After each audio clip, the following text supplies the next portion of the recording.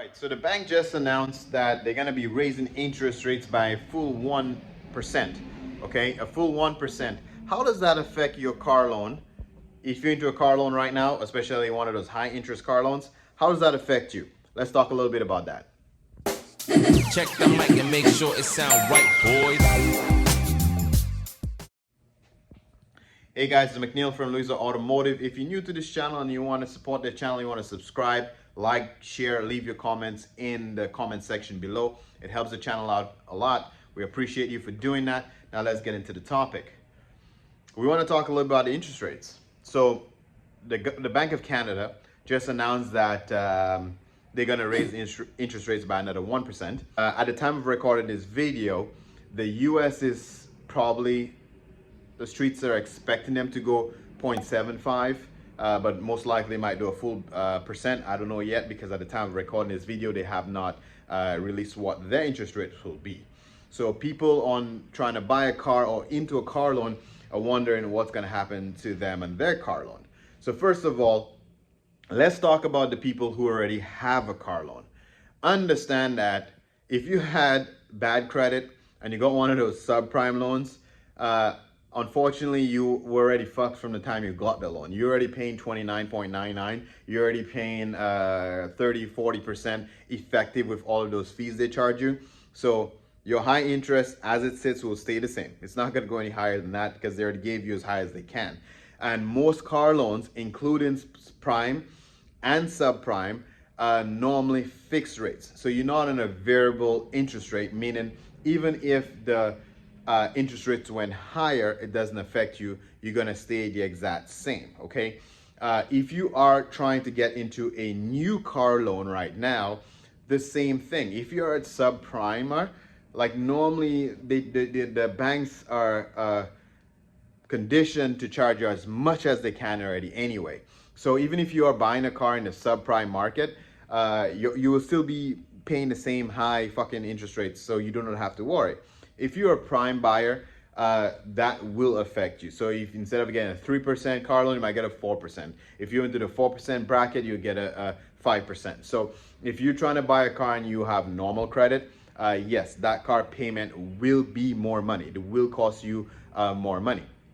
Now, what's going to happen, how the interest rate will affect the car businesses, I think we're going to have more repos. So maybe that might help with the supply issue. Maybe that's going to allow us to have more cars available on the market. And the reason for that is, again, if you already have a car or you get in a car, like it's not really such a big deal for you.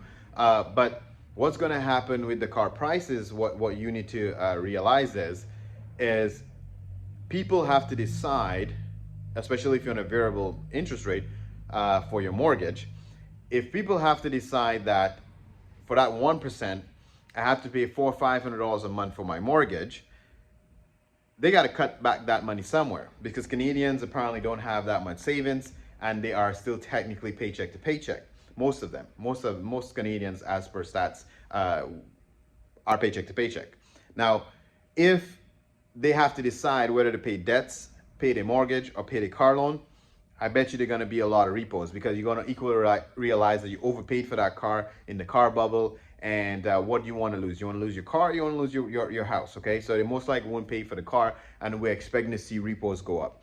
If repos go up, it's a bad thing for obviously the people who are losing their cars, but it's a good thing for the supply problem. Now we're going to have a little bit extra cars on the market, which means that prices should not necessarily will drop right away, because we still need new car inventory to go up. But I think it's going to more or less stabilize, okay? So it's at least going to stabilize the market and stop that ridiculous car bubble. Now, I know there's a lot of people making videos saying car prices are already going down. The US just put out the I think they call it CPI numbers, whatever the case may be. And apparently used cars still went up 1% month to month, right? So the car prices is still technically climbing up. It has not dropped yet, okay? So dealers now, I can't forget my dealers. How will the interest rate affect you? If you are on lines of credits for your inventory, unfortunately, the cost of carrying your lot will go up as well. If you're using your personal line of credits, those line of credits on variable interest rates. So which means now it's going to cost you extra 1% to carry your inventory. If you're using AFC and Next Gear, generally speaking, their rates are kind of like a line of credit, where it's Prime Plus. So which means if AFC and Next Gear cost of borrowing money went up, they're going to pass on that 1% to you. Okay, so if you're borrowing money to buy your inventory, be mindful of how long you keep your inventory. Please try to sell your cars between 30 and 45 days if you're financing your inventory, or you'll be paying way too much money for interest on those vehicles. And keep in mind that because car prices may drop or stabilize, you do not want your car prices to drop while you have 30 cars in your lot that are like 60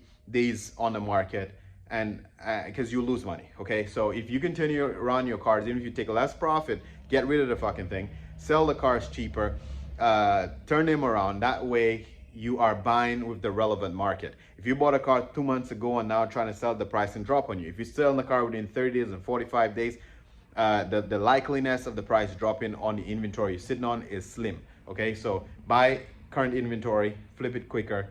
Hopefully that helps you out. Okay, thanks for watching, and don't forget again to subscribe, like, share. I appreciate all of the thoughts and comments in the description, in the comment section below, and I'll catch you in the next video. Peace.